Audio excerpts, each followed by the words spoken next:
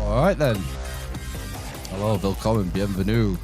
Time for the Armist Inquisition, episode 379 on Sunday, the 8th of June, 2025. I'm Phil. I'm Ben. Who's that? Who's what? Who's Ben? Hi. Oh, and I'm Matt, by the way. What are you guys doing in my room? Yeah, no. Yeah. Ben's back. Ben's been away for 2 weeks, maybe? Yeah. Something like. Busy, flying all over the world. Did you spot any remnants of a lost civilization on your travels? Does Bermuda count? There is something off the coast of Bermuda, isn't there? There's an archaeological site of interest, I believe.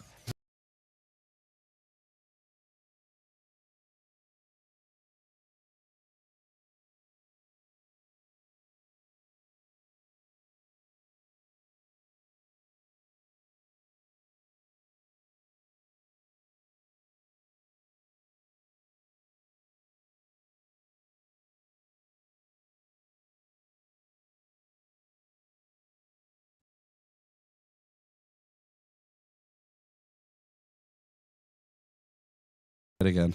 There we go. Are you there, Matt? Yeah, can you hear me now? Yeah. Oh, everyone in the we- audience just missed a great joke. All our cool shit. Yeah. It was packed into that 1 minute. Honestly, why? Why do you have to? Why does it work until you go live and then you've got to unplug it and plug it in again? Road. I believe that's Tell a me. feature. I think it's a bug rather than a feature. Anyway, Matt, how are you doing? I'm good. Good to see you guys. Yeah, I've done a lot of research over the last couple of years, and I think it's really starting to pay off now. So I've got some cool stuff to share with you guys about a world grid theory I've developed. Yes, cool shit. World grid theory. What would that be? It's like the national grid, but international. WGT. WGT. Yeah, the WTDG theory. Mm. Yeah. Love it. Tell us more. Yeah, basically. I mean, not right, not right away. We'll talk about some other stuff. Yeah. We'll say hello to everyone. I've obviously been away for a couple of weeks, so welcome back, me. Thank you. Good to see you all. I'm no good at this. So, Matt, begin to tell us about what it is you've been doing over the last couple of years, maybe.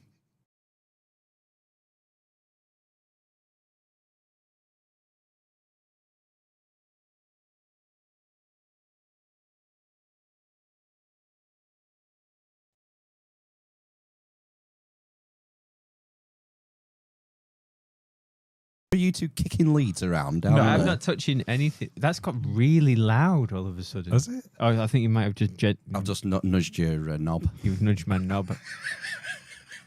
Your headphone knob. At no cost. Oh, shall we just start this podcast again? I think we It's a fucking should. disaster, isn't it? Matt! Are you there? It's whenever I'm on that Yes! everything goes belly up. You were just about to elucidate what you've been looking into over the last couple of years. This, not energy. Well, did you use a grid system? Now we're not talking national grid, are we? Or are we? Is there ley line involvement, or is this purely a geometrical grid? It's purely a geometrical grid, as far as I'm aware. I mean, I'm certainly open to the idea of it being more if somebody can prove it. Yeah. Hmm. And this was constructed using some sort of string, I assume. Using solar alignments. Oh, I mean, yes. yeah, string would be good. That old chestnut. String would be good.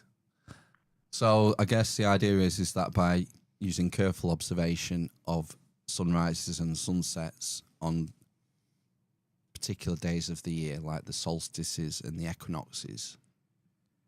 That gives you the best way to set out measurements from there on somehow, if you've got a big brain. Yeah, and I think the big brain is the key, because I mean, maybe not the time to talk about it now, maybe a bit later in the episode, but I think a different species of human was behind this. So I don't think it was us. I don't think it was aliens either, but I think there was a different kind of caveman that was a bit smarter than we are now. Oh. Wow, good tease. Yes, well, let's not let you go before we get into that. Yeah. So you said before we started, you said you had some visuals you wanted to show that would help. So because we're talking about concepts that are hard to describe orally, verbally, aren't they? It's a picture paints 1,000 words, as they say. So maybe we should start going through some of these pictures and see what's what. I shall endeavour to anyway. All right, let's just dive in straight at the deep end then. Okay. Can you see this? 1 second. Let's try. We are hot on that. It's a long time. I feel like it's... Oh, we did... Stiggy did some screen sharing, didn't he? Oh, God. Who knows? Who knows what happened in that podcast? Let's see. I want to get a window capture, I think. There we go. And then Zoom. Will it be meeting? I think it'll be meeting. Windows 10. Oh, yes. We're getting yes, look at somewhere. that. Oh, now then. Crikey, we've got a picture of the world with lots of lines in it. I'm just going to blow it up a bit. Multicolored string. So, what we're looking at here, Matt? All right, you've probably heard of a lot of these places. Maybe some of them you haven't, but I've been looking into this system of Radiance, and really I've managed to come up with this based on the work of others. So if you look at John Michel, Livio Stacchini, Howard Crowhurst, who you've had on the show, and the Heath brothers, they've all made observations where there are certain sites at sevenths between the equator and the North Pole. I've been looking at the geometry of the Great Pyramid and at Stonehenge and Bora Badar and something called Ushtagoy Square in Kazakhstan. And basically everything's pointing towards the number 56. So I'm going to take things a step further, and I'm going to say that the system of sevenths between the equator and the North Pole is actually 14ths. And if you extend that by 4 times to cover the entire circumference, you get the number 56. Wow. And basically, this number system is allowing me to predict where sites will be, major sites around the world. So, for example, you've got the Angkor complex, and exactly 1/56 to the east is Bora Badar, which is the largest temple in Java. So, Bora Badar, I've not heard that one before. Welsh, I think, for have a good day. yeah. I've not. So that's in Java. Yeah. And is it? How old is that site? Is it known? I don't know off the top of my head. It's not old at all. So there are things on this grid that are very, very modern. And But I mean, I guess the takeaway is that we tend to build things on top of each other. well, that's exactly the guise of that's what I'm working on. So I think there was a mound building culture. I think that was a different species, and I think that during the Neolithic and onwards, people had started to venerate these mound sites, and they might not have fully understood the purpose behind them, but they had some ideas, and through oral tradition and stories about these sites, and they've given it a good crack, but they may or may not have understood the relationships. But saying that, there are some very modern constructions, in Paris and China that are only decades old that seem to imply that people know about this world grid already. I don't think I'm the first person to solve this. These are all of my favorite conspiracy analyst Right. things rolled into one. Brilliant. Can you quickly, for people who are math idiots like me, explain the radiance and how it works in proper simple? Imagine I'm a retard. Imagine. Okay, basically, we measure angles today in degrees, and we have 360 degrees in a circle. Right. The problem with this is that it's not something that could easily be communicated through time to somebody else. So the radian is a universal system of measuring angles or arc distances on the surface of a circular or spherical body. So the system is referenced to the radius of the circle rather than an arbitrary unit like a degree. So all of these measurements here have been somehow linked to radians. I can get into that in just a moment if you would like. Yeah, sure. Yes, please. I'm going to try and close this without closing down the stream. That would be really bad, wouldn't it? If you can manage to close the stream from your end, I'd be really impressed. Right. You have to bear with me. All So right. I I thought you were trying to close down the stream.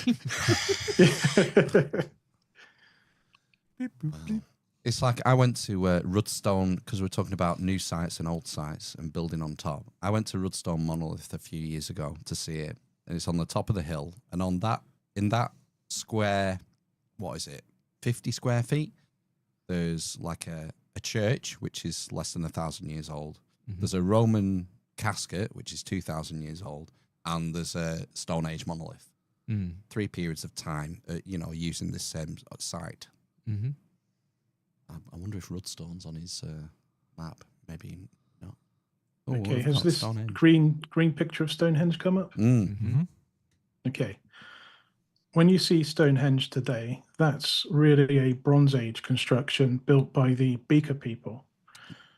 There were an earlier people that built phase 1 of Stonehenge, probably about 600 to 800 years before the Beaker construction. And this is what it would have looked like. So it's the same earthworks that we see there today, but it was only 56 wooden posts equally spaced in the ground. And this is what my world grid system is based on. Wow, the post holes. Cool.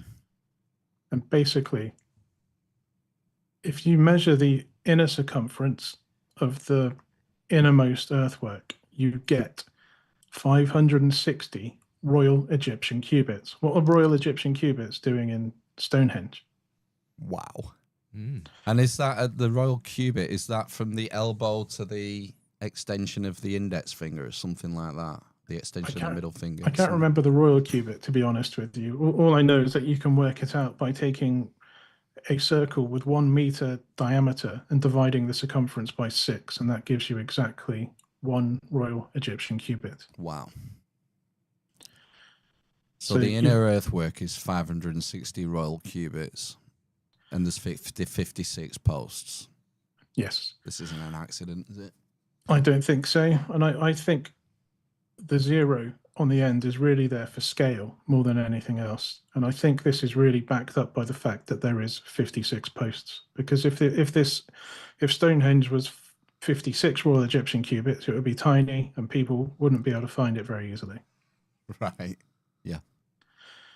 And so basically, I've said below the 56 posts, note that 56 times pi equals 176. And the reason I've said that is because this links into the Great Pyramid. So okay, let me bring up the pyramid. Okay. So the circumference of the Great Pyramid is 1,760 Royal Egyptian cubits. Yeah. So again, because of what I've done at Stonehenge, I'm going to knock the 0 off the end because it's simply there for scale.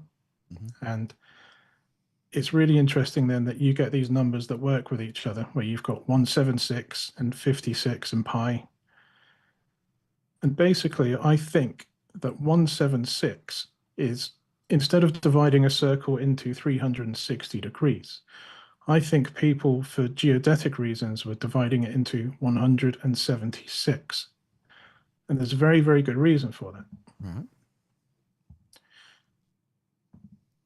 And that's because if you have a circle made from 176 segments, you can divide it exactly into segments that equate to integer radians. So you have a circle of 176, then 28 segments is 1 radian, 56 is 2 radians, and so on, until you get to a full circle where you get the 176.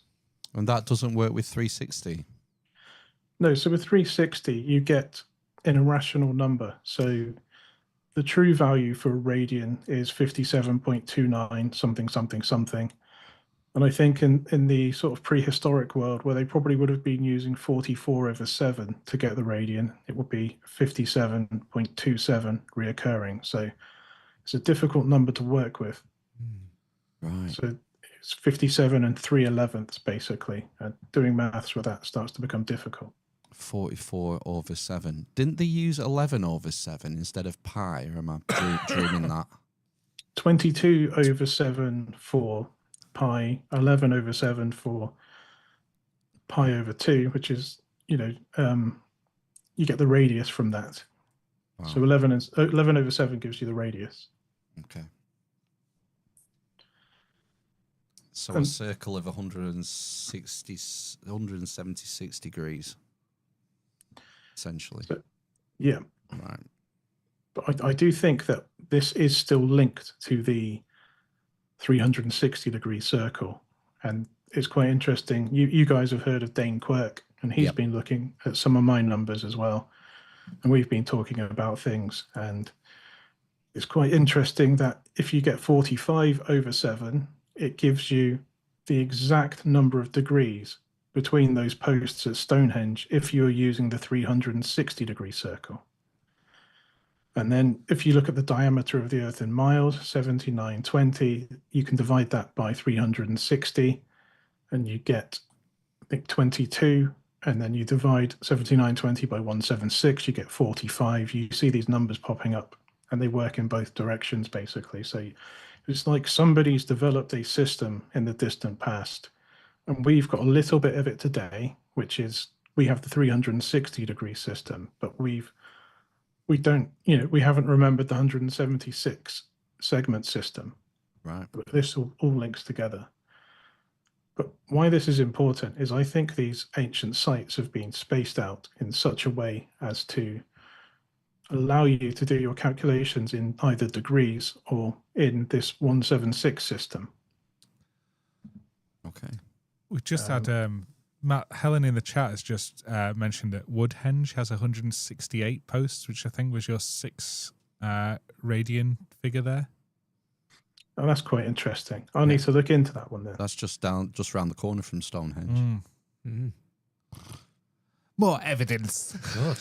Nice. Well, I thought I'd seen. Sorry. Sorry, carry on, Matt. I was just thinking. I can't get my words out for some reason. It's not unusual for me. But all round the site of Stonehenge, that there are lots of wood henges, basically. Lots of little ones and Lots bigger of ones. little earthworks, weren't there? We climbed some. I don't know if you're allowed to. Well, there was that, but also I think I've seen where they've sort of, is it LiDAR or something else, and they've found lots of wood post circles, basically, all around the area. So it'd be interesting, I suppose, whether those fit into this, the radians kind of thing, being, what was one radian again? Was it? 28. 28? 28. Right, okay. Yeah. Matt, Cool. Google it. All right, give me a minute. I'll try and find the next picture. Okay. That one. I'm spoiling the show now by showing all the pictures. Close your eyes, everyone. Yeah. All right. Okay, I don't know who discovered this alignment, but there's a well-known alignment between Stonehenge and the Ring of Brodgar, and it goes through Avebury. And the reason this is a really important alignment is because the Ring of Brodgar is the 3rd largest stone circle in Britain, and Avebury is the largest stone circle in Britain, and the world for that matter. And to put that into context, there are 1,300 known stone circles in Britain. It's likely there were more at some point in the past. But why is it you get the 1st largest and 3rd largest creating an alignment to Stonehenge? Okay. And I've been working on this Zenith node hypothesis where you can only create alignments using sites that are within the tropics. So I won't get into that too much now because it's something that I'm not going to be able to describe very readily without lots of drawings. But basically, when the sun is directly overhead in the tropics, if you're within 90 degrees of that place, you'll know your exact distance to, the place within the tropics at that very moment in time, because the angle cast by a stick placed in the ground is exactly equal to that distance. So it sounds really confusing without pictures. It's okay. But you'll just have to take my word for it for now. Done. The Ring of Brogdar. What island? What's that on our shopping list, Phil? We'll go over there. Orkney. Orkney. Yeah. Right.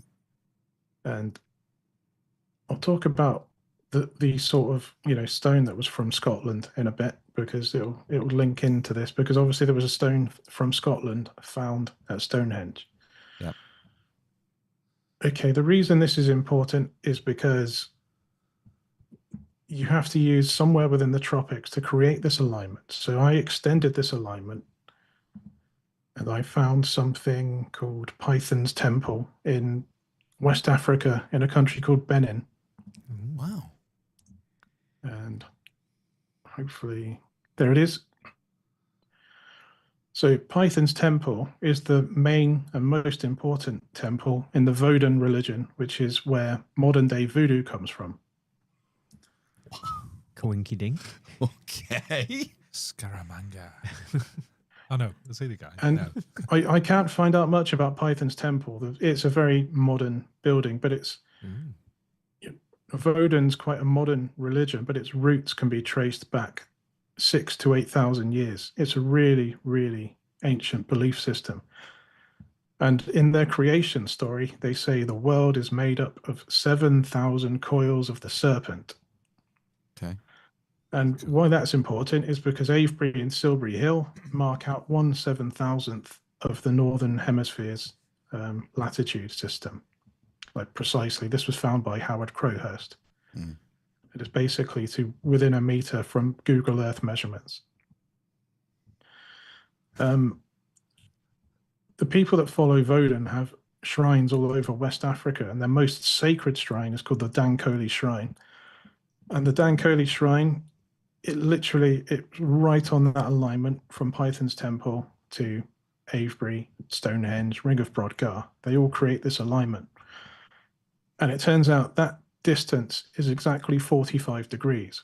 So on the day of the year when the sun is directly over Python's Temple, if you place a stick in the ground at Avebury, the length of the shadow is exactly the same length as the stick. You get a 1-to-1 shadow. So you know exactly how far away Python's Temple is. Wow.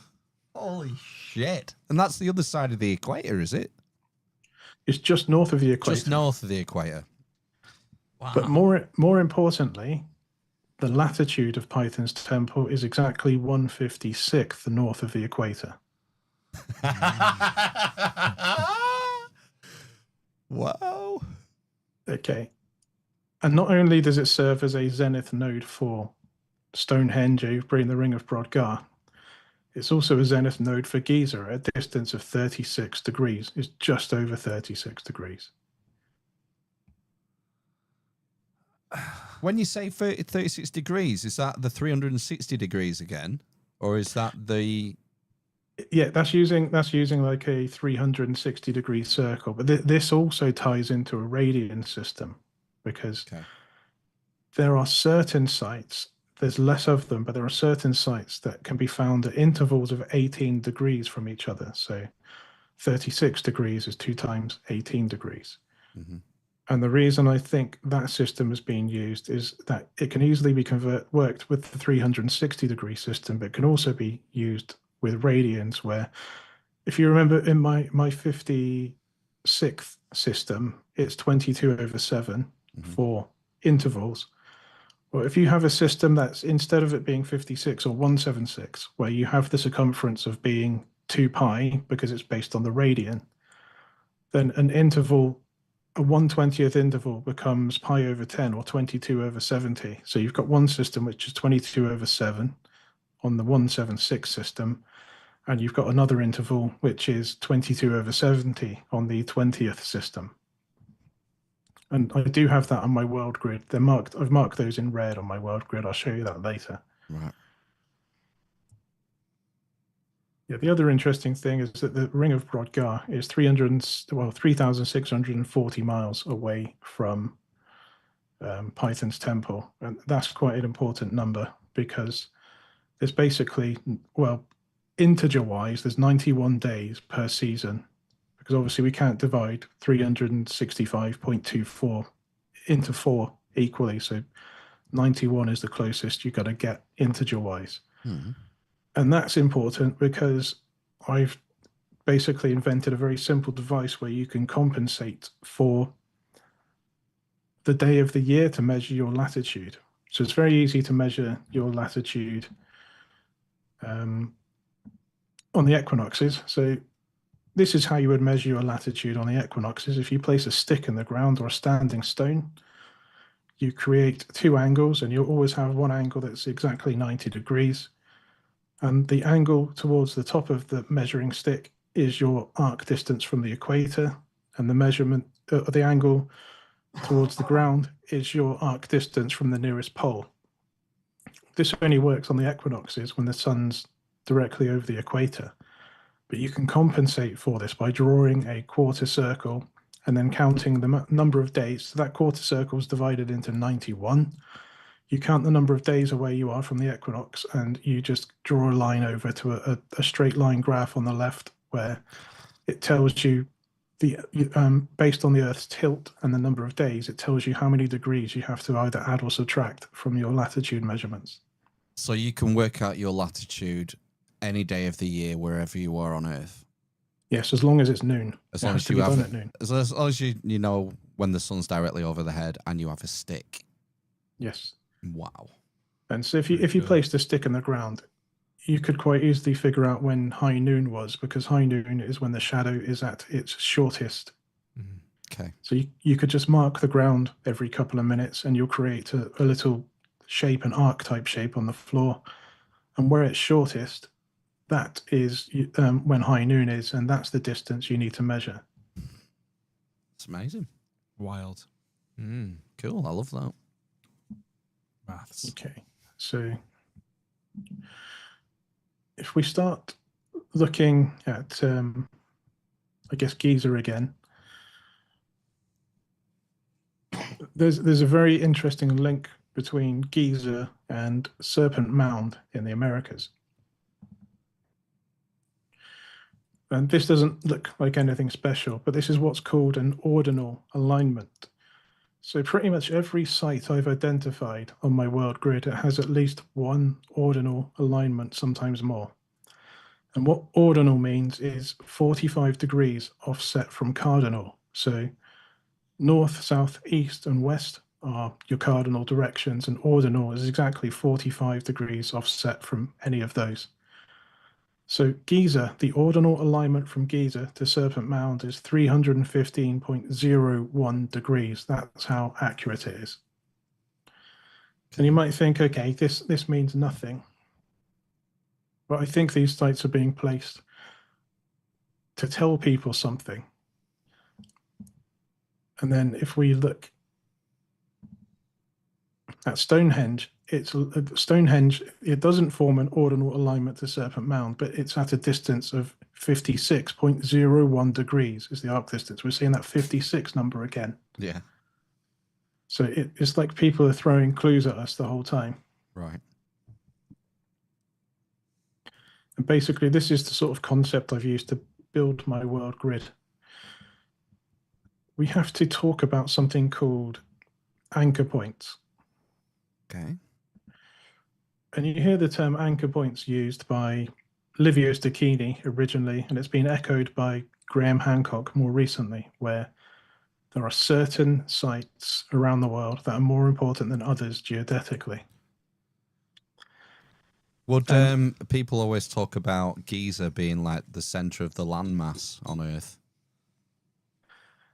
Yeah, Giza doesn't fit onto this world grid. It fits onto another system that if we've got time to talk about later, we can talk about. But yeah, Giza's pretty close. Today, we know that what you would call the, I guess, geographic center of the world is in Turkey, which is really not very far away from Giza. But what would it have been when sea levels were lower? It might not necessarily be Turkey, but it would probably be somewhere very close to Turkey, and Egypt certainly within that ballpark. Okay. So that's something somebody really needs to look into. I don't know how to do that, but somebody needs to look into how do you find the center of the world based on sea levels as they were 12, 20,000 years ago. Okay. Right, so these vertical yellow lines are basically what I'm calling my sort of major meridians or anchor points, and they're separated by one radian intervals.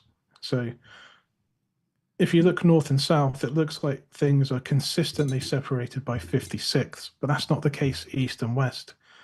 But they are referenced to these anchor points, and it's because longitude's very difficult to measure compared to latitude. You basically have to understand the movements of the moon to be able to measure longitude, and it's a very timely process to do the number of calculations and observations. So I think they've set out these 5 anchor points, and 4 of them are exactly 1 radian apart, and the 5th one is 1 radian minus 30 degrees precisely. I think they've basically chosen natural geological features to build their world grid from. Okay. So the primary meridian is marked out by Lake Manicouagan in Canada, which is the largest ring-shaped structure on the planet. So Never heard of it. I think you might have spoken about this last time, didn't you? I probably have, yeah. But it's I've moved on from the previous presentation where I've got the longitude in there now. So this, I think it's quite important that we go back over it. Right. Yeah.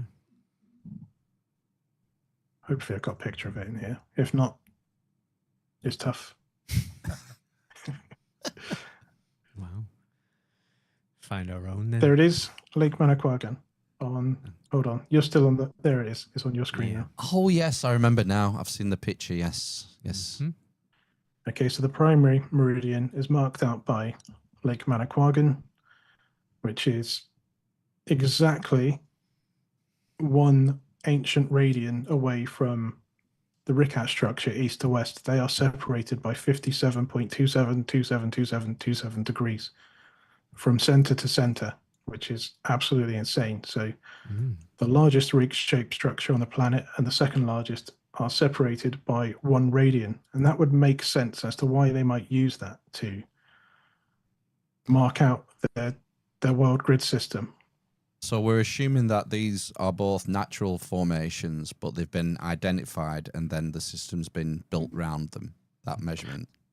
Yeah, I'm absolutely adamant that they are natural features. Yeah. Obviously, there's going to be people who are more spiritually inclined who might say that they've been set out for us, but fate has intervened. Mm-hmm. Wow. Okay, so if I go back to world grid, you have Lake Titicaca, the largest lake in South America, is also on that same primary meridian, and you've got Tiwanaku located precisely on that meridian, and it's precisely on the center line of Lake Manicouagan. And why I think this is important is because not only is it on that longitude, it's equidistant from Lake Manicouagan and the Ricat structure. They're both separated by 67.5 degrees arc distance. So if you drew an arc between Lake Manicouagan and Lake Titicaca, it's the same distance from the Ricat to Lake Titicaca, and specifically the Tiwanaku. So somebody has realized, in my opinion, and I think that might be why there are 3 rows of 16 figures that seem to be worshipping the godlike figure on the gateway of the sun. There's 16 figures. It's three rows of 16 figures, and they look like they're kneeling in worship, but you could interpret it as they're being taught to do surveying, looking through spears. And 3/16 is very important because the arc distance between these sites is actually 3/16 of the Earth's circumference. Like precisely. So mad. Absolutely mad. It is mad. I don't think it's a coincidence. I really think I'm onto something here. Yeah. And so you've got the ziggurat of which is the next major marker. It's 1 radian east of the Rikat structure. Only now we've introduced an error. It's out by about 1/4 of a degree. Okay. And that's why I think that these anchor points are being used, because if you look at the black vertical lines,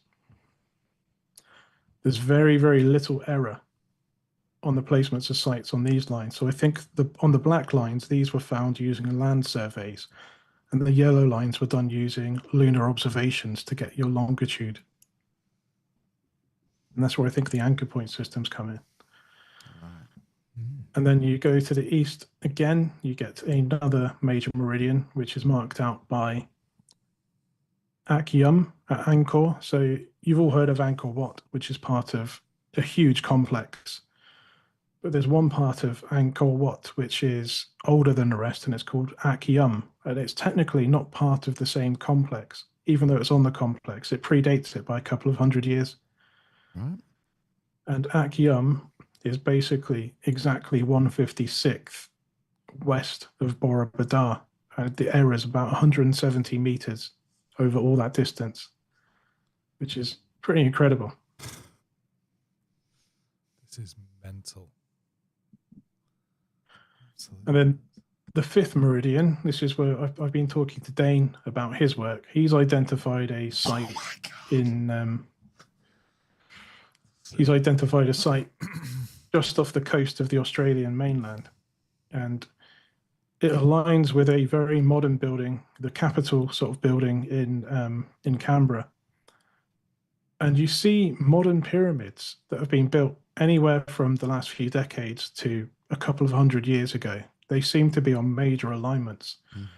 And there's one in Scotland, there's Prince Albert's pyramid, or they call it a cairn, but it's a bloody great pyramid. Yeah. And that's on a major alignment, and it aligns with a pyramid that used to be in Wales that's no longer there. And I presume that Welsh pyramid is a very modern pyramid as well. And you get a glass pyramid on the top of Parliament House in Canberra. And this lighthouse happens to be 3/56th east of Uluru. And Uluru is 1 radian east of Akyum, but minus exactly 30 degrees. And that line goes through Uluru. It makes contact with Uluru. So that's how precise it is. There's basically no error. And the reason I think they've shrunk the distance on the final major meridian is just because Australia is not large enough to have a proper full radian. It's too small. Yeah, it's too small. Australia is too small. Oh my God.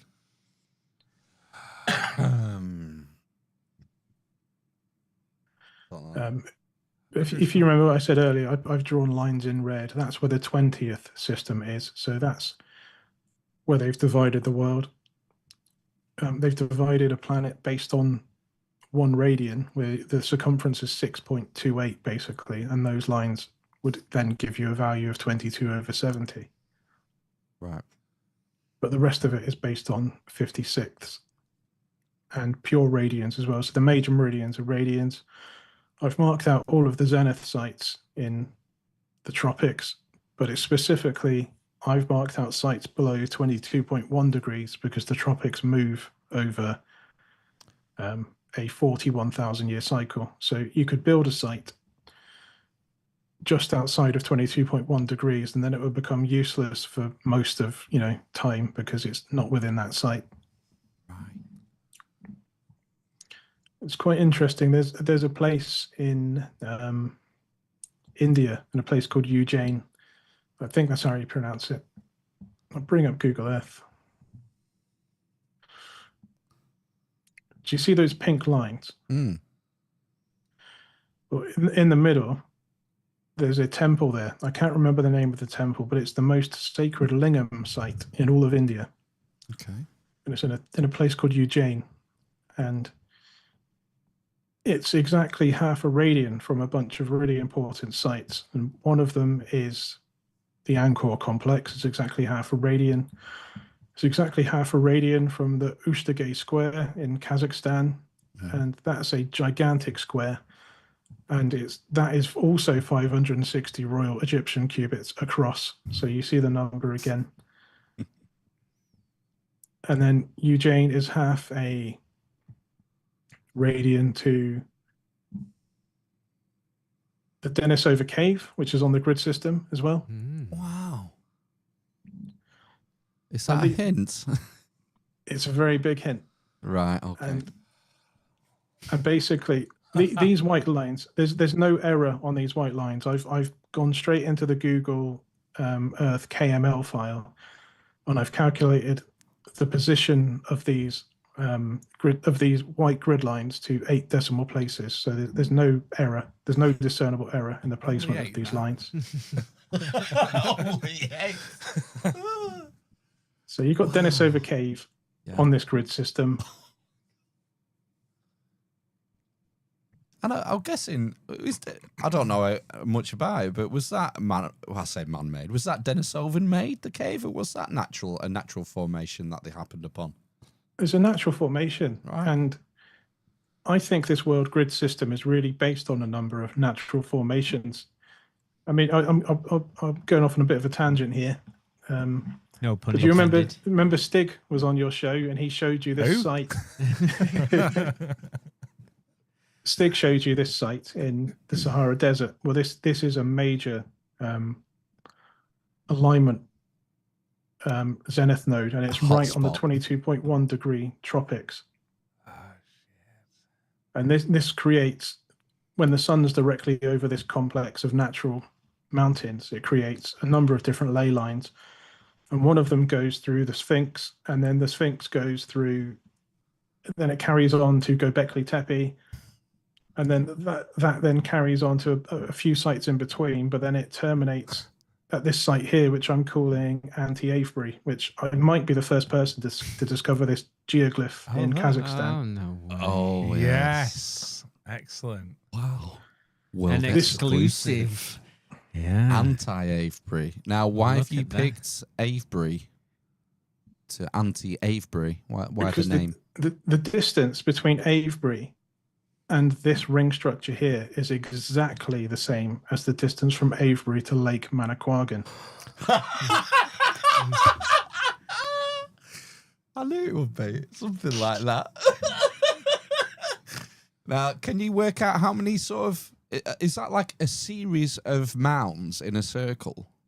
It is, yeah. And they're all over Kazakhstan. I say all over, they're not that closely grouped, but... Are they missile silos?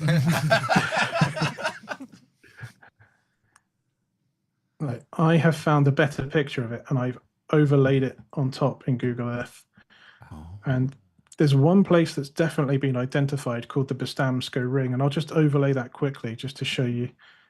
That's the Bestamsko Ring, and it's a larger version. So it's smaller than the Bestamsko Ring, but it's got the exact same number of mounds.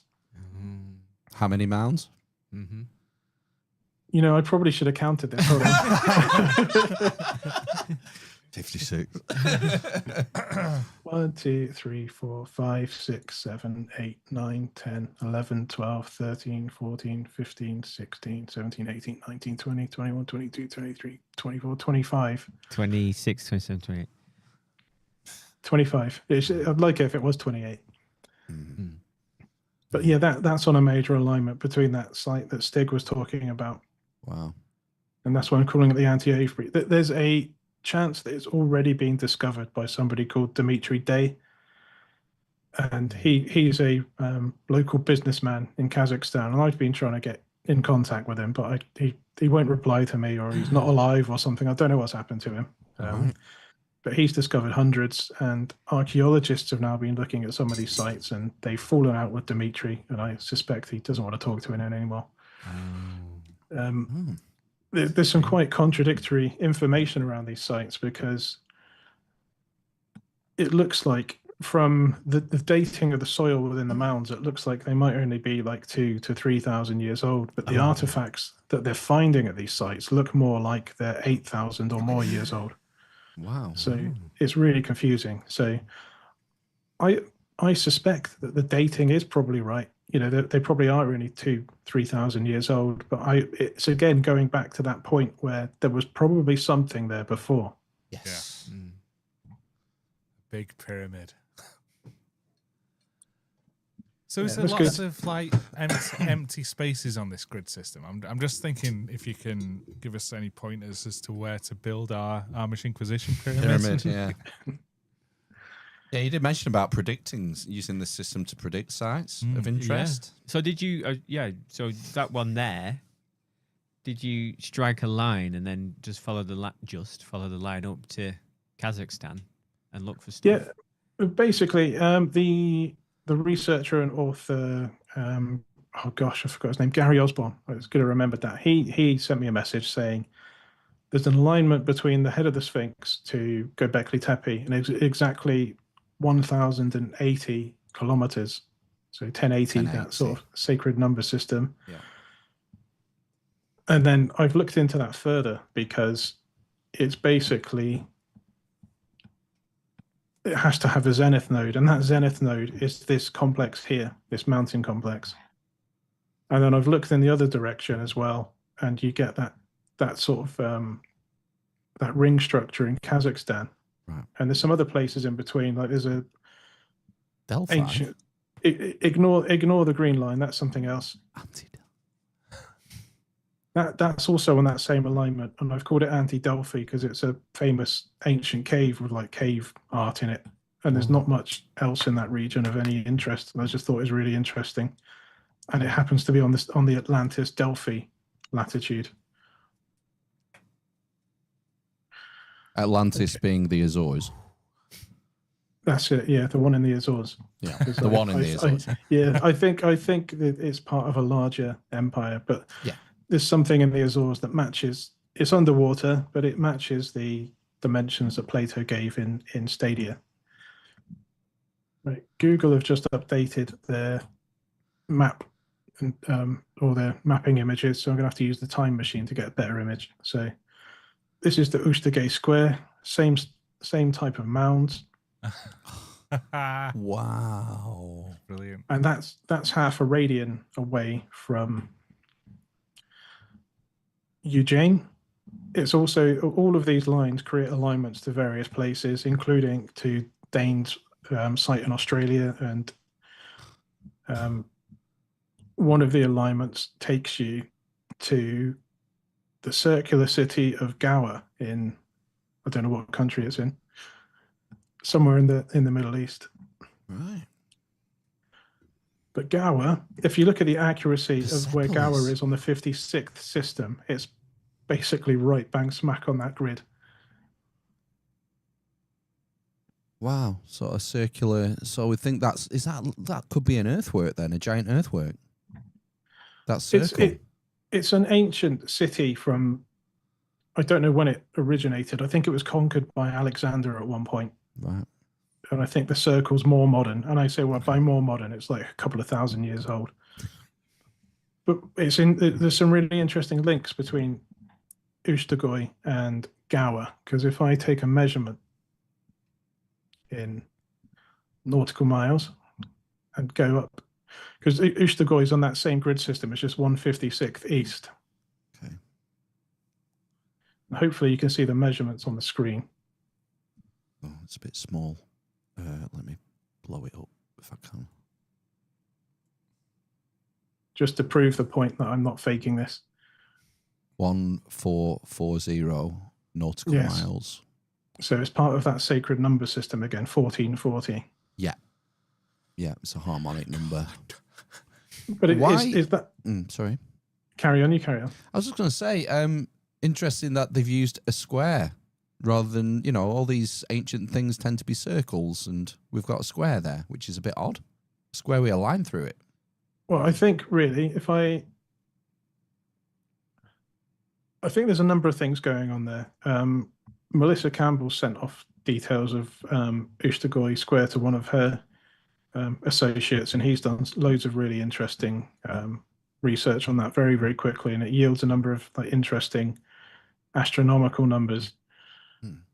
But if you look at that alignment that we've set up,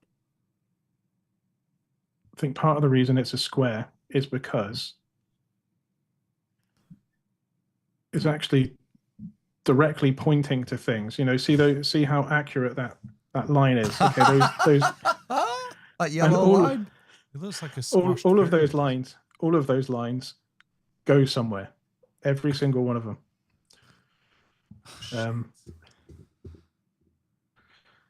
But there's something even more interesting, because the Oostergoy is on this Eugene half radian grid, but it's also, I've drawn a thick white line because that thick white line shows us that Oostergoy is half a radian from the lowest position of the tropics over its 41,000 year cycle.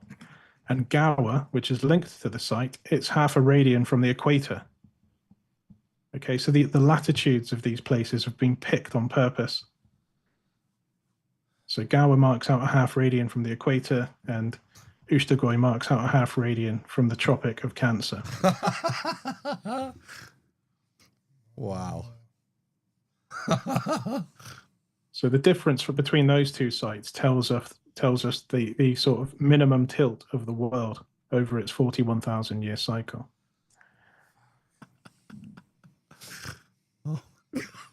If we carry on from Oostergoy, it's got an alignment that goes to Python's temple. Oh. So I was banging on about how important Python's temple was earlier.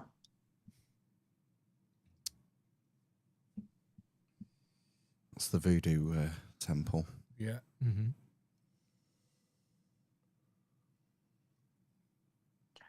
So if we place it there, we can see that diagonal line points towards Python's temple. No way. No way. The other one points to Eugene. Yeah. That one points to well, both of these point to Gower. And then this one points to Dane's place in Australia. Okay, but there's also another half radian link to Crack Mound. So Crack Mound is another one of these Delphi type sites.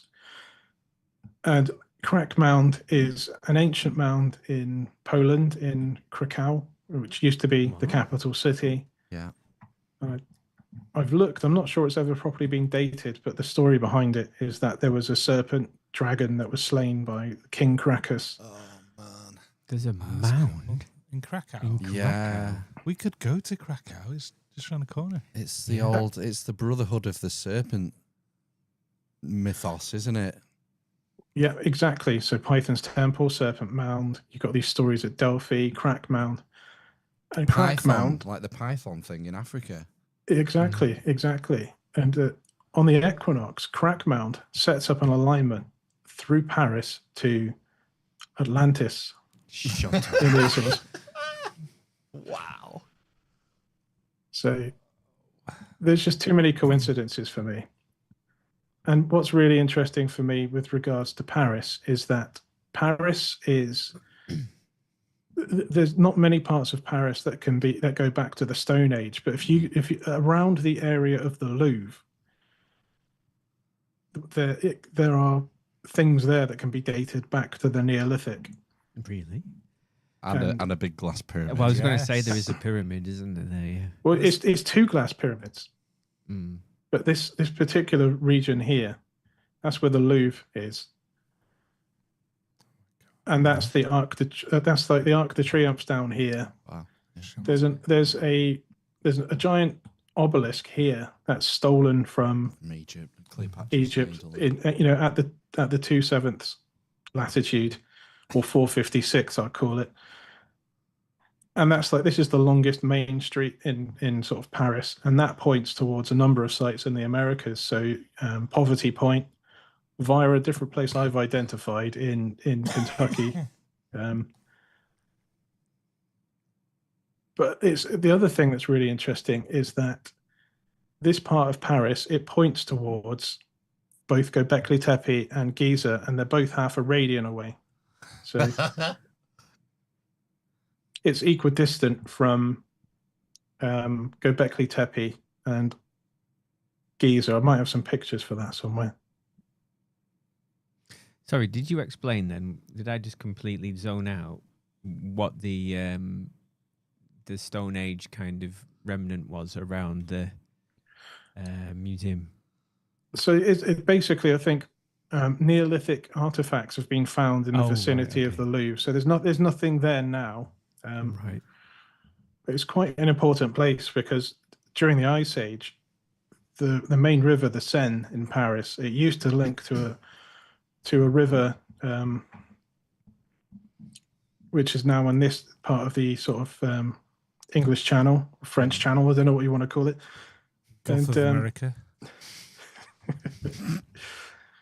Yeah, basically, there used to be a huge river that ran up from here, and it linked to the Seine in Paris during the Ice Age, and it also linked to the Thames. So you could, in the Ice Age, you could take a small boat and you could go from London and you could go to Paris. Nice. I just want to show the Göbekli Tepe arrangement. Okay, so that 1080 kilometers that Gary Osborne told me about, where we said the major Zenith site for that is that site that Stig was talking about, and it links up to that geoglyph I found in Kazakhstan. Well, Giza and Göbekli Tepe are also half a meridian from Paris, and it fits into this system that's also not part of a world grid. And I think it's being used to make it easier to find sites across the Atlantic. So you'll notice there's a bunch of really important sites here that are intervals of 500 nautical miles away from the site I've identified as Atlantis. And one of them's Paris. I've just called it Medici Column there, because there's Catherine de Medici. She had a palace in Paris, which then got converted into like a corn exchange, and they kept her astronomical tower, and it actually creates an alignment through the two pyramids at the Louvre to Atlantis. As does Giza. The two biggest pyramids at Giza, they create an alignment to Atlantis between the two biggest pyramids. And the one at Paris is exactly half the distance away as the one in Giza. No way. And okay, there's the picture. So one's an above ground pyramid that you can see on the right hand side. That's the more famous one. But when you actually go into the Louvre, there's an upside down pyramid. Yeah. Glass pyramid here. So the alignment goes from Medici Column all the way to Atlantis. And Catherine de Medici, she used to have like a personal astrologer called Cosimo de Ruggiero, and he was kind of like a John Dee type figure. An occultist. Yes, an occultist, where in that particular era, if somebody like you or I, wanted to use an astrologer, both you and your astrologer would probably get killed for witchcraft, whereas if you were royalty, it was fine. How it should be.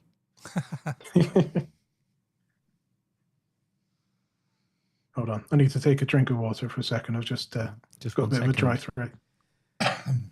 It's mind blowing, isn't it? Yeah, there's it's there's a lot of coincidences here, isn't there? So you mentioned about that these are potentially predictive, and I don't know if I'm rushing towards a conclusion here, but have you made any predictions? Is this something we're heading into? Well, sorry, my voice is a bit funny. I'm just getting over a cold at the moment. I've had to live with a funny voice most of my life. I mean, have you ever considered how you're going to explain how the world is flat, though? It's hollow, isn't it? I can't remember. What are we up to? Crater? Crater theory. Don't we? Convex Earth. Right, theory. okay. Yeah. Concave, convex? Yeah, I don't think anyone serious thinks the world's flat, because you couldn't create any of these alignments. You have to explain why are shadows at certain distances in a way that can only be explained through a spherical model. But something basketball, something. You can't go to Antarctica or something. Ice walls. alienated half our audience, Matt. Oh, that's what I'm here for. Yeah, moving on. Yeah.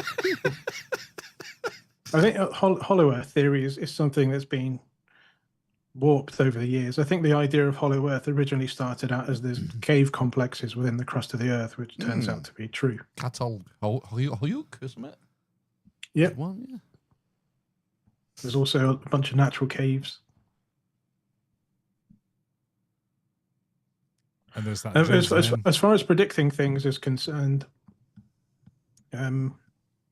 you've got somewhere that it's locally referred to as Round Top Hill in Kentucky, and that's on the grid system, and it's 1 radian away from Almendris Cromlech on the same latitude. And Almendris Cromlech is the largest group of standing circles in Portugal, well, the whole Iberian Peninsula.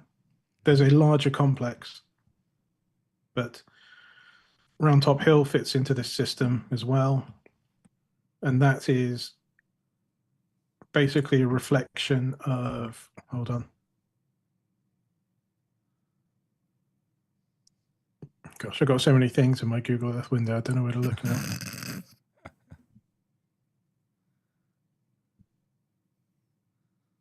There we go. If I turn off my Earth grid, Round Top Hill is like the apex of a bunch of different alignments.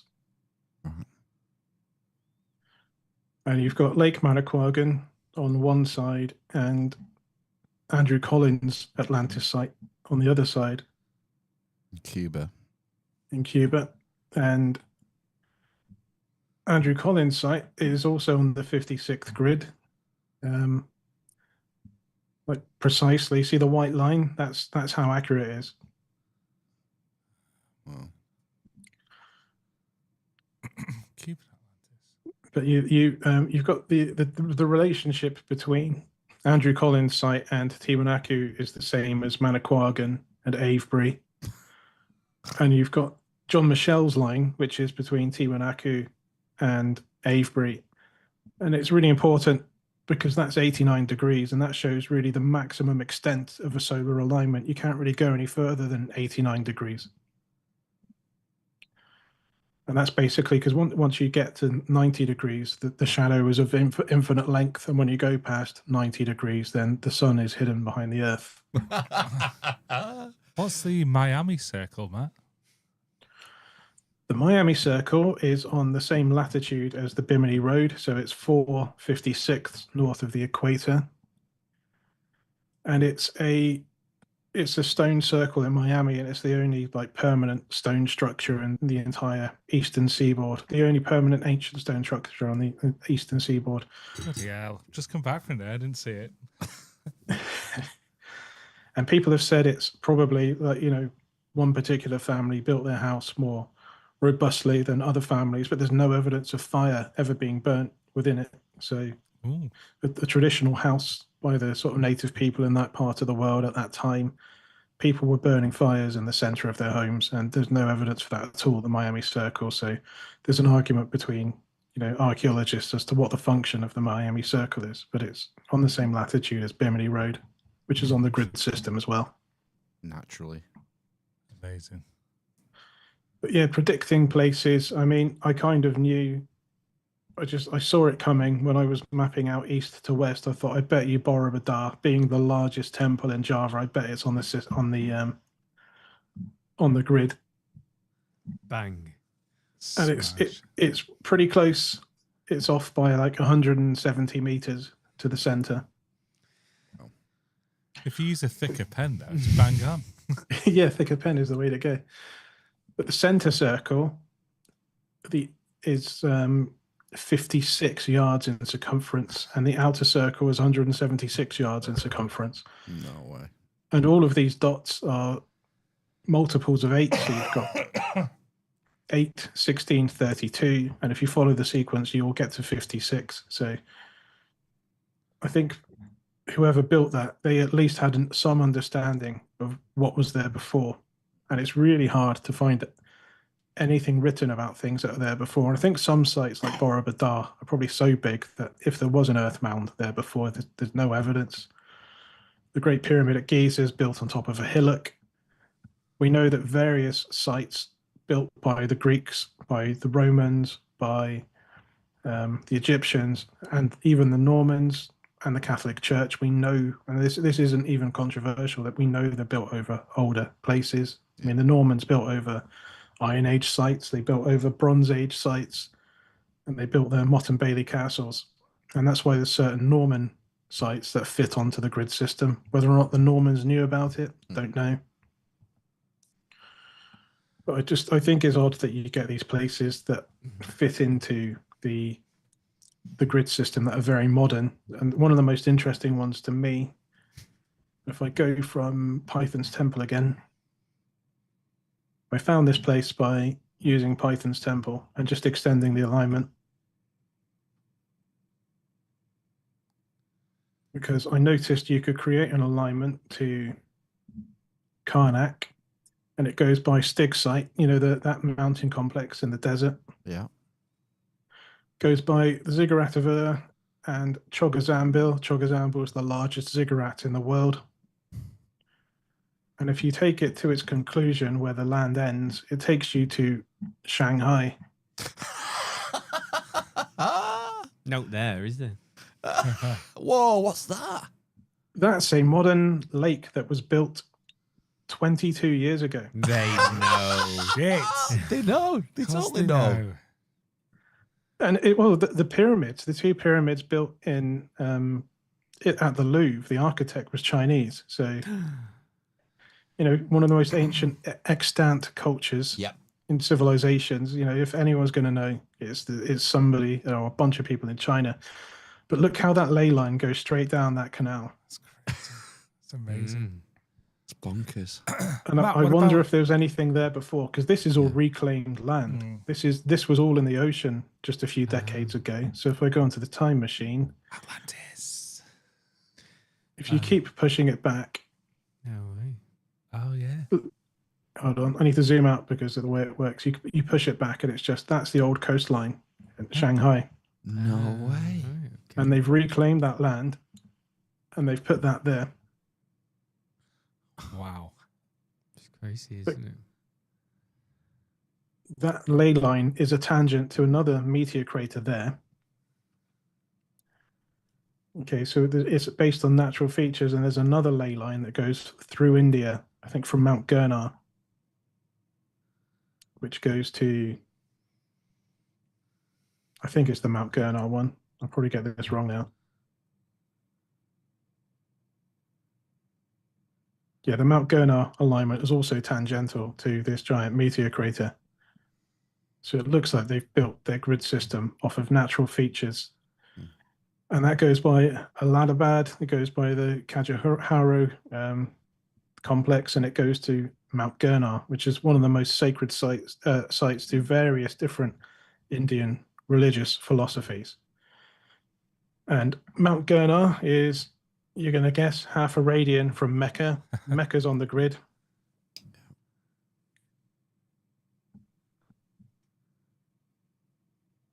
And Mecca is like the zenith node for basically all of the omphalos alignments that I found. And there's a bunch of different ones, and they all terminate at Mecca. Mecca's got a history that goes back much further than Islam. But there's a stone there that was apparently egg-shaped at one point. What? A cosmic egg. The Omphalos stone. It's Omphalos, yeah. What's a lingam in India? It's an egg-shaped stone. There's an egg-shaped stone at Python's temple.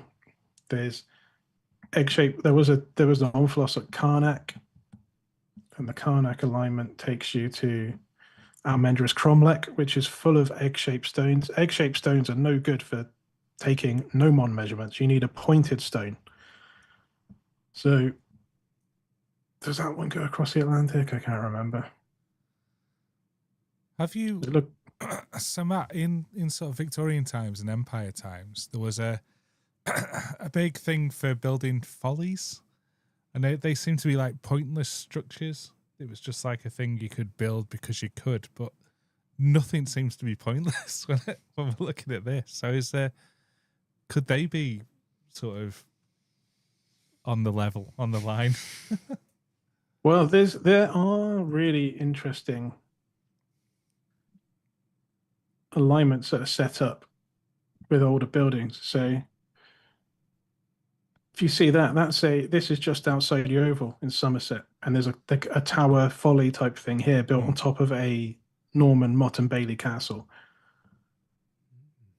And this is quite a big one. It's 300 meters across, this Motte and Bailey castle.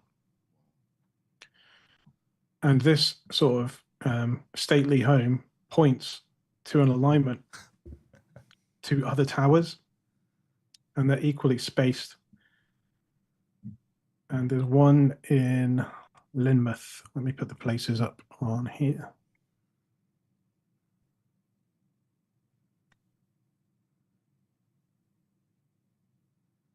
So what you were saying, I think, is true. Let me just bring up the places. There's a tower, the Valley of Rock somewhere.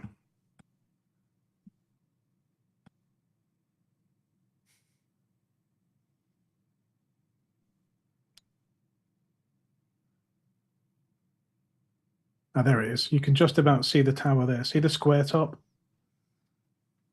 This tower is only a couple of 100 years old. Oh, yeah, yeah. Oh, my God.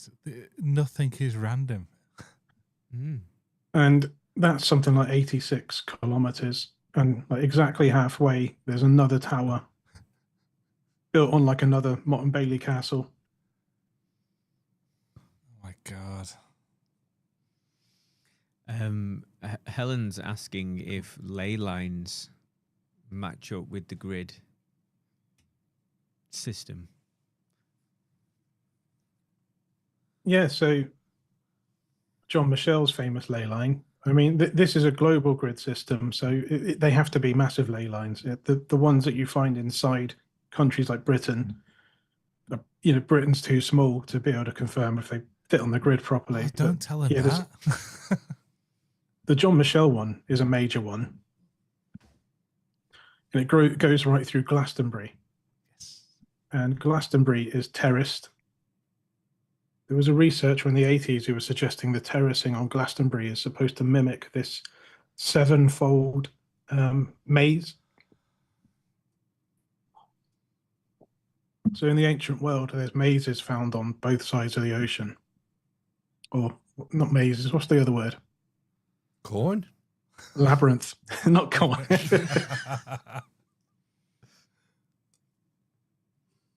Round Top Hill is terraced. I'm going to put a video out about Round Top Hill soon because one of the guys who's organising the Grimerica tour, he's actually been up there. And he's taken his drone, and you can see there's terracing up there. And there's stones up there that might be placed, might be natural. But it's quite interesting. Sorry. Damn cold. Yeah, because it's terraced and it's on the same grid as Glastonbury,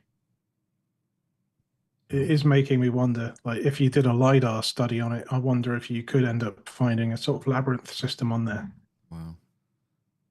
And it's interesting, it's a seven-fold labyrinth. Is that supposed to represent the 7 major latitudes? Dante's Inferno. You circumambulate Mecca 7 times. The people of Islam have to be able to find Mecca, so that implies you need some sort of geodetic skill. They circumambulate the Kaaba at Mecca anti-clockwise. The world spins anti-clockwise. It's like all this stuff is encoded. Yeah. Something I'm getting into at the moment is the work of Vitruvius, who's a Roman engineer. Vitruvian Man. Exactly, yeah. It was his dimensions that all these artists, including Da Vinci, used to draw Vitruvian Man. So Da Vinci's is the most famous. But he he wrote a book on the proportions of temples, and he refers to the builders of he refers to the ancients when he builds temples and designs temples, and says that the ancients passed on to us through the dimensions of their temples this sort of knowledge, and he doesn't know who these ancients are effectively. And this guy wrote this book over 2,000 years ago. Yes. Who's ancient to an ancient Roman architect, man? Yeah, but his book is on the dimensions, the proper dimensions of temples, and the proper placement of temples. And his most famous work was the Basilica at Fano. Right. And that's on an alignment. Oh, it's in Italy. Italy. It's not far from Rome. Which one does it go to? I can't remember where it goes now, but that's on an alignment. I've got it here somewhere.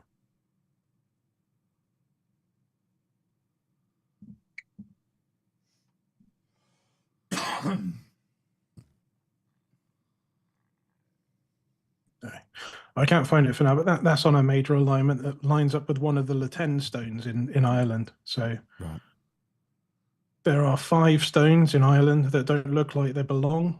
They're called the Latitude stones, and archaeologists argue among themselves, saying they probably should actually be in France, not Ireland. Why are they here? And they're egg-shaped stones, and they all terminate major alignments. There was a sort of phallic omphalos type shaped stone at Avebury that's since gone missing over the last couple of 100 years as well. That's on an omphalos alignment. But yeah, you can't leave a phallic stone laying around. Someone's going to nick it. So I think a lot of the stones at Avebury were destroyed for building local structures over the last 500 years. Yeah. But there's rumours that the church also destroyed a load because it was kind of, we don't want people to know how awesome people were back in the day. Yeah, a lot of that went on, sadly. But yeah, I mean, we've been on for like an hour and 20 minutes now, so we should probably move on to who I think was behind this, because I could probably go on all day about alignments. Yes. Which non-human intelligence is behind this system? My money's on cats. Cats? Could be cats. It's not cats, but it could be. Yeah, this is where I think there's a hint on the screen. There is a hint, yeah. And I think Andrew Collins might be in this sort of boat as well, no? See Denisovans? Yeah, well, he wrote an article not long ago where he shows that there are 2 genes heavily associated with autism in modern humans that have been inherited from the Denisovans.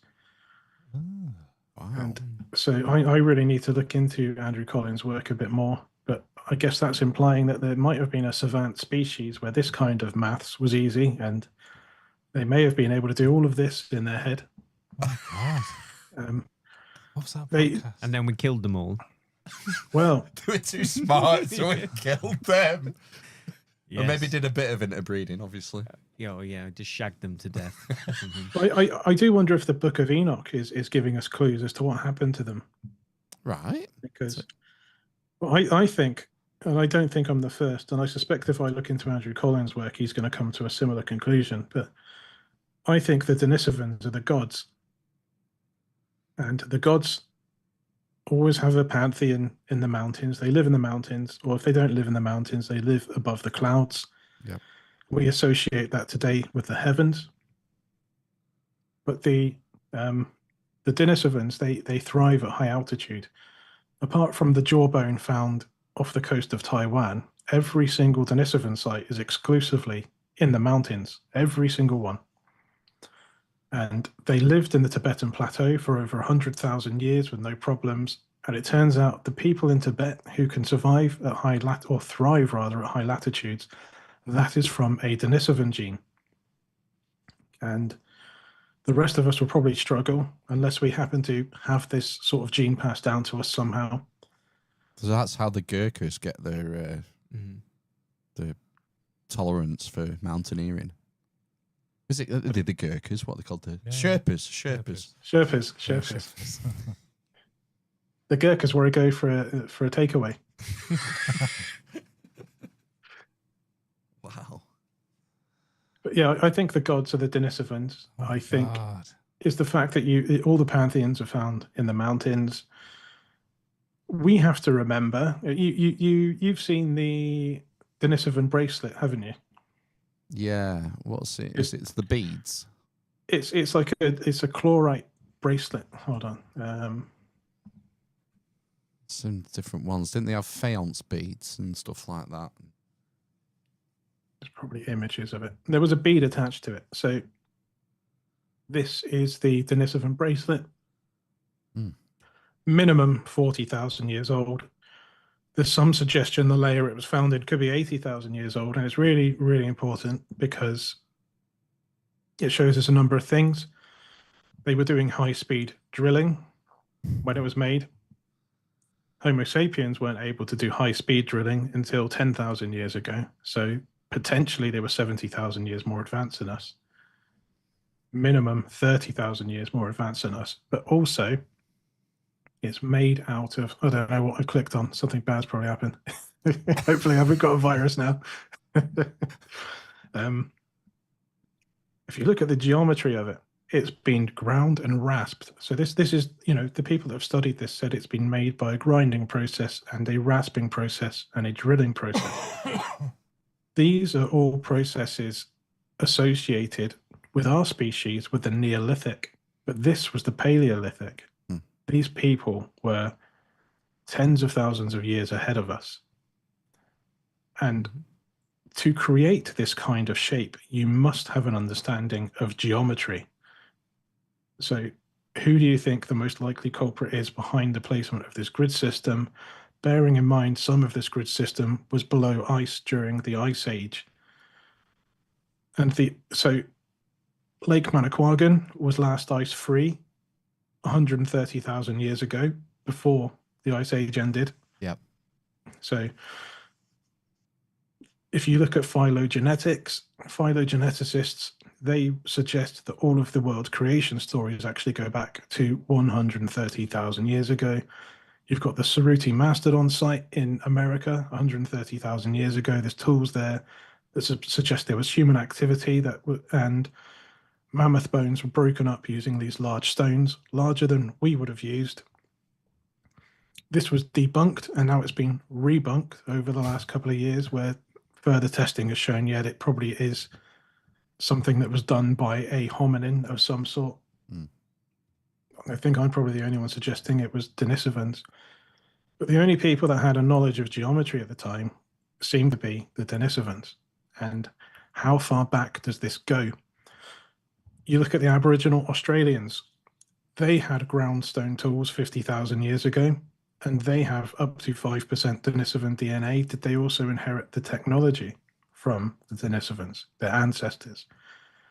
And the only other place with ground stone tools is Japan. They had that 25,000 years ago, and I believe the people in Japan at the time had measurable Denisovan DNA.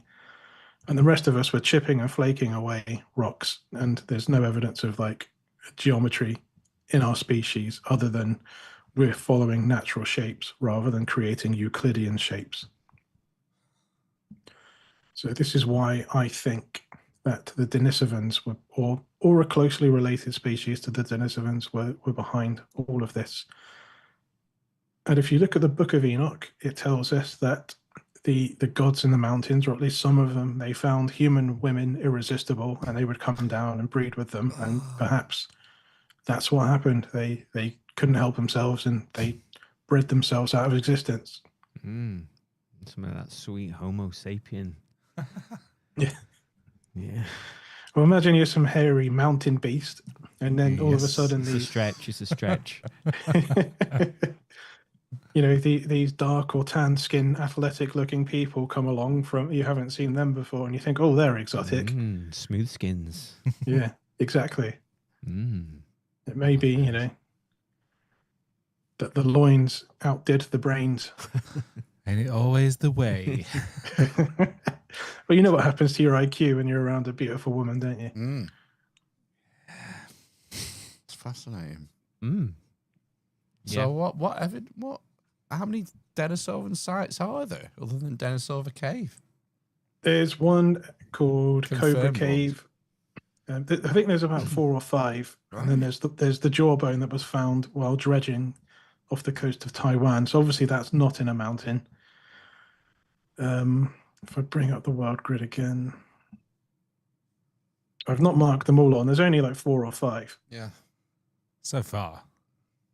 So far, yeah. The other one is Cobra Cave, and it's actually a more accurate radian placement than the Angkor complex. Oh, wow. So, I'm starting to think that maybe somebody else was behind all of this. And this is why it's difficult to wrap our heads around it, because we don't maybe think the same as these people used to. Right. Yeah. Matt, is this the perfect application for artificial intelligence to expand this grid system? Don't feed it into there. It becomes their data then, Ben. Wow. Yeah, I suppose. It could be. It could be. It could be the thing to do. But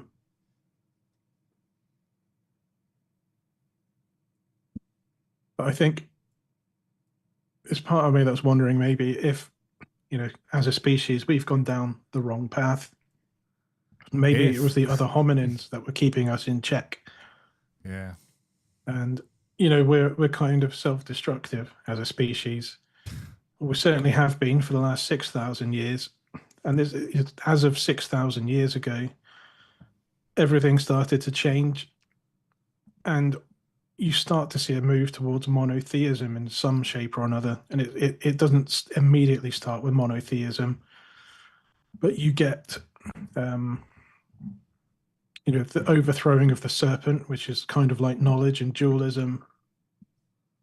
And you see this theme in, Krakow, you see it at Delphi, you see it in all of the Abrahamic religions. The serpent then becomes the most evil part of the pantheon. Right. And then, eventually from Yahwehism, we go into complete monotheism, where there's only basically 2 important figures, and you get the serpent type figure who's pure evil, and you get the sky god who's, the be all and end all, even though he has the characteristics of a psychopath. And the rest of the pantheon is basically erased. Or adapted to fit, hence, saints and other figures.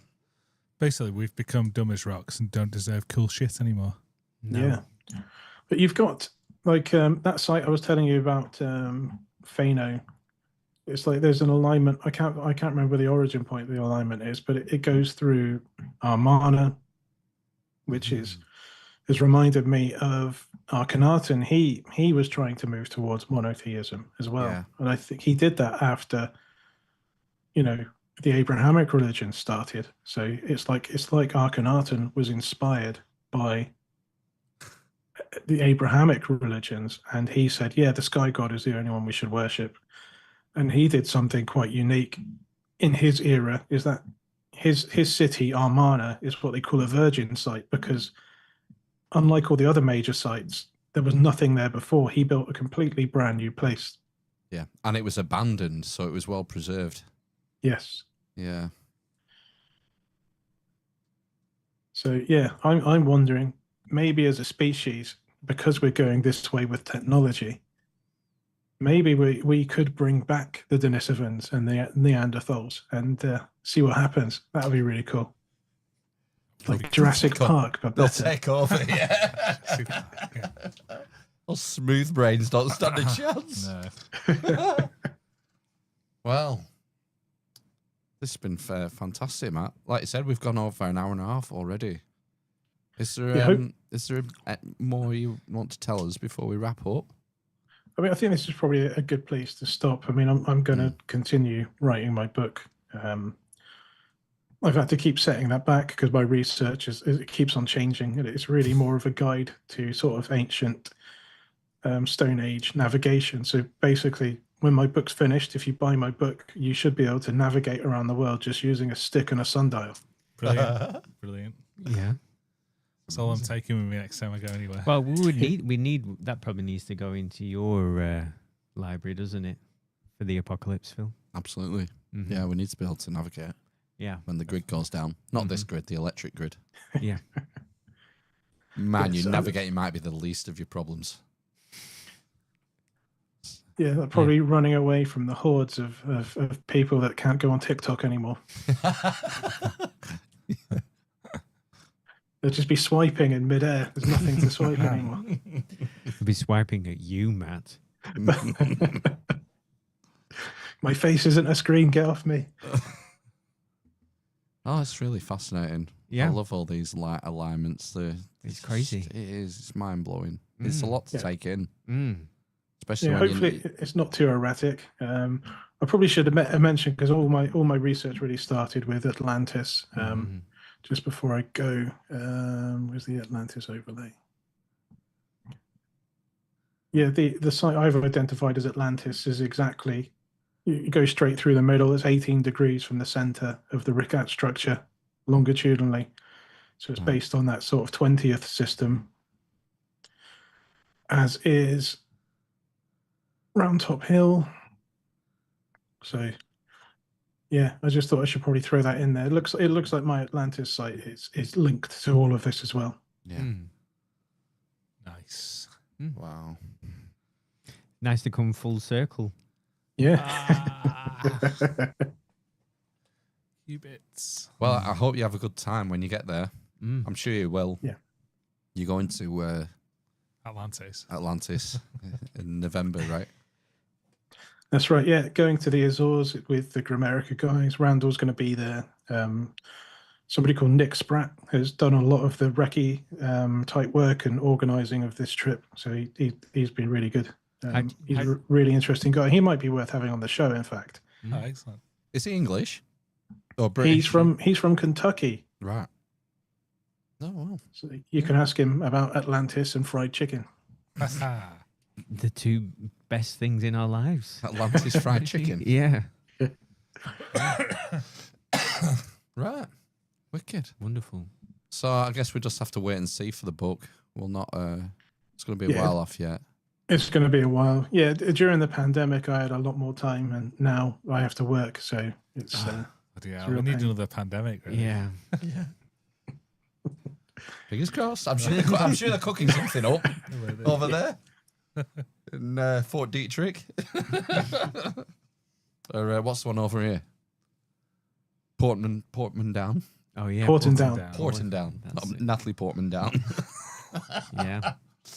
Well, Matt, this has been great. Yeah, thanks for having me on again, guys. Anytime. Welcome, Yeah.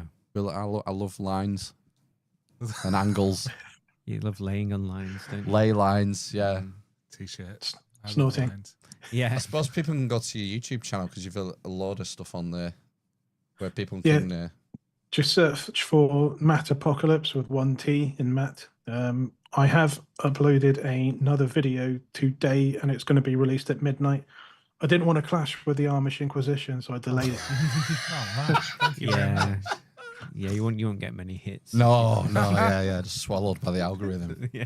We're just sucking all the bandwidth to Lancashire at the minute. No, it's been great. Thanks, really appreciate your time, and Yeah, cheers, guys. Look forward to the book and have a great time. If I don't speak beforehand, and Yeah, definitely. give my regards to Graham and Darren and Randolph. Yeah, Will Randall. do.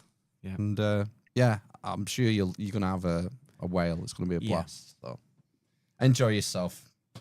Cheers. Thanks, guys. Right, See you later, mate. take care. Yes. Yeah, we're gonna wrap up and do a bit of news.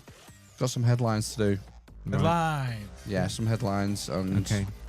that's it really. Good. Maybe some housekeeping. Maybe. Right. Fine. Okay. Back in 10, folks. Bye.